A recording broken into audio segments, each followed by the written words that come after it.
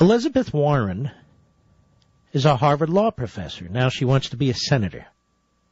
She also was overseeing TARP for a while. She was also the nominee to be a something or other at the something or other under Obama. She's a big-time leftist.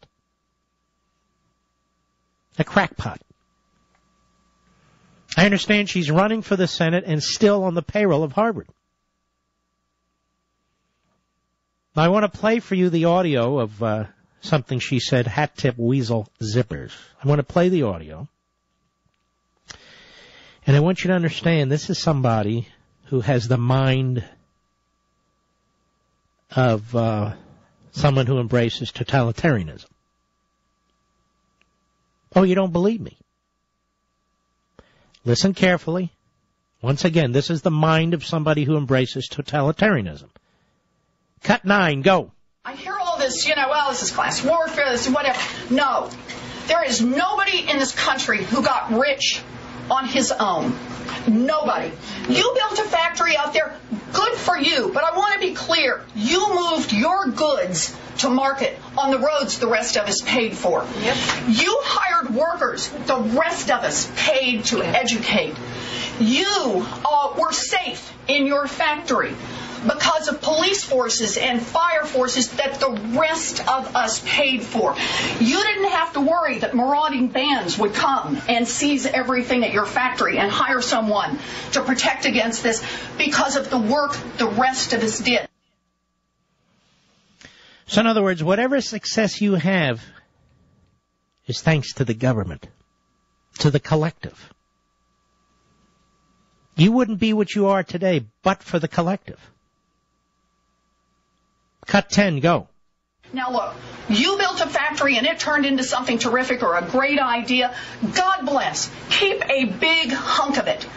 But part of the underlying social contract is you take a hunk of that and pay forward for the next kid who comes along. I saw something on National Review Online on the corner, I think, by my buddy Ramesh Ponaru.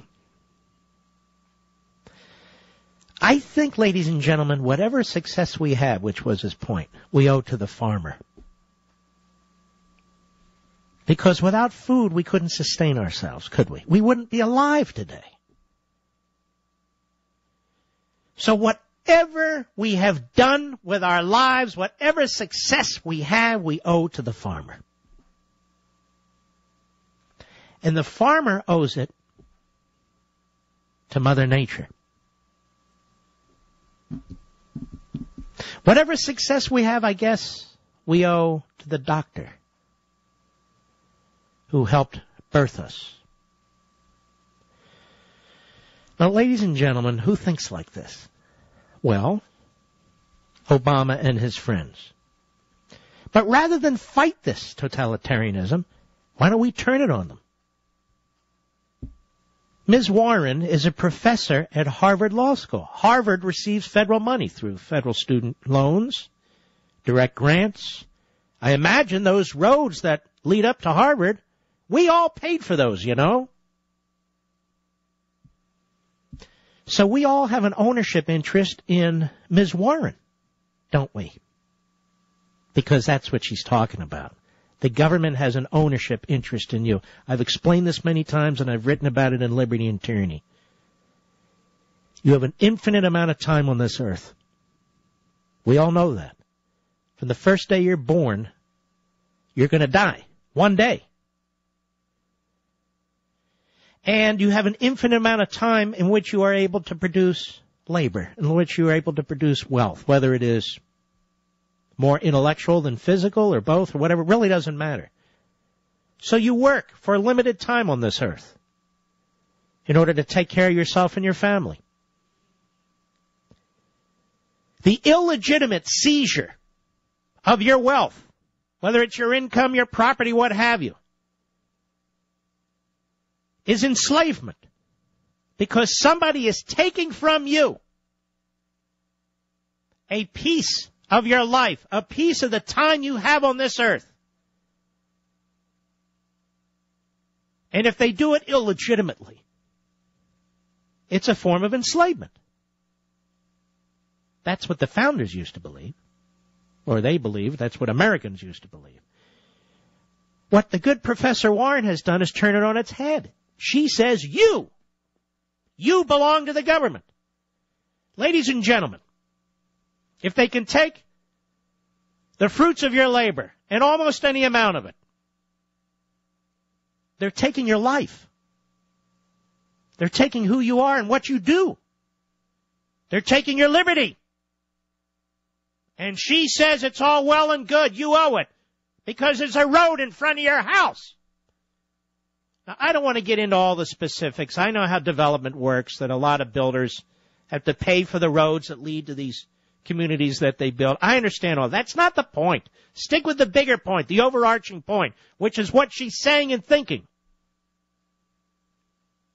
But if this is the way it works, then it works for us against them too, right? So anybody who's on the government payroll, we own them. So we own Ms. Warren. Now, Ms. Warren, you can keep a chunk of your teaching schedule, but I want a chunk of it. I want to teach your class 50% of the time. I'm paying for the roads leading to Harvard. I'm contributing to your salary and to the buildings and to whatever the hell else goes on at Harvard Law. So I own a piece of you. I have a right to a piece of you. So does everybody in my audience. But I would like to take over your class for a couple of months out of the semester. Well, a couple of weeks. The semester there probably is only a few months. Just for a couple of weeks. 3-4 weeks. And let me teach it, because after all, I subsidize you. Don't I? We subsidize the whole damn Ivy League school operation, don't we? Oh, it doesn't work that way. Oh, well, why not? Why not? Why shouldn't it? And by the way, Ms. Warren, I bet I pay more federal income taxes than you have ever dreamed of paying. So I get a bigger chunk of you than you get a chunk of you. And while I'm at it, I want a piece of your salary.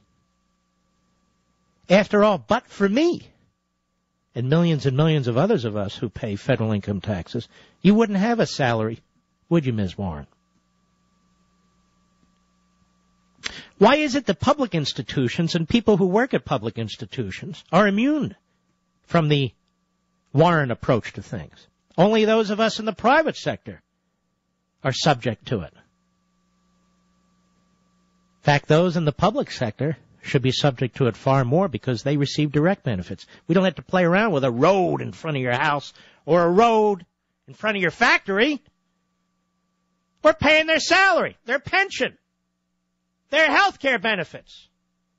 So I want a chunk of her house while I'm at it. Why not? Anybody visiting the Harvard area? Well, ask Ms. Elizabeth Warren, the genius that she is. Let her know that you want to stay at her house and you want some of her food. Because after all, you're paying for some of it. Aren't you? I mean, it is the radical egalitarian way, isn't it? The scary thing, ladies and gentlemen, is that this woman's running for the United States Senate. She has a shot at winning. And she believes all this. I mock her. I turn it against her. And she's a Harvard law professor. Does this sound like law to you or lawlessness?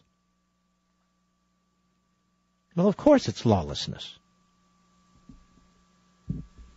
Now, let me explain something about the social compact. I don't want to get into this in great detail. I have before, but let me just touch on it.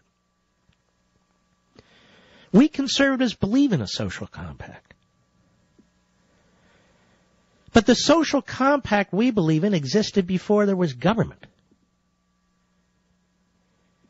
It exists among people, and it is a compact where there are certain rules of behavior, so that you protect yourselves and your friends and your neighbors and your family, and they protect themselves. It's a code of conduct. It's agreements, formal and informal, among human beings. a social compact. You have a social compact within your own family. Who's in charge, who's not in charge, when your kids go to bed, who makes dinner, it's a social compact.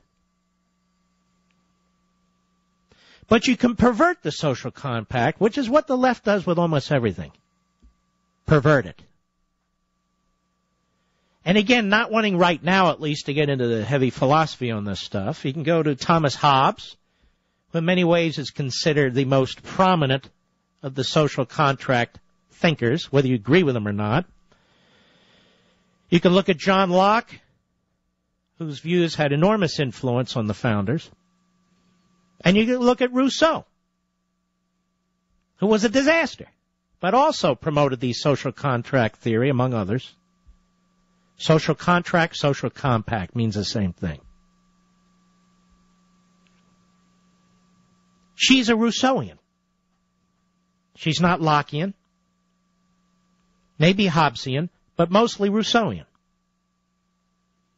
Which brings us full circle. Remember I told you about Edmund Burke and Revolution? Where he supported the American Revolution but strongly opposed the French Revolution? Professor Warren would oppose the American Revolution back in the day and support the French Revolution. Because she's a nut.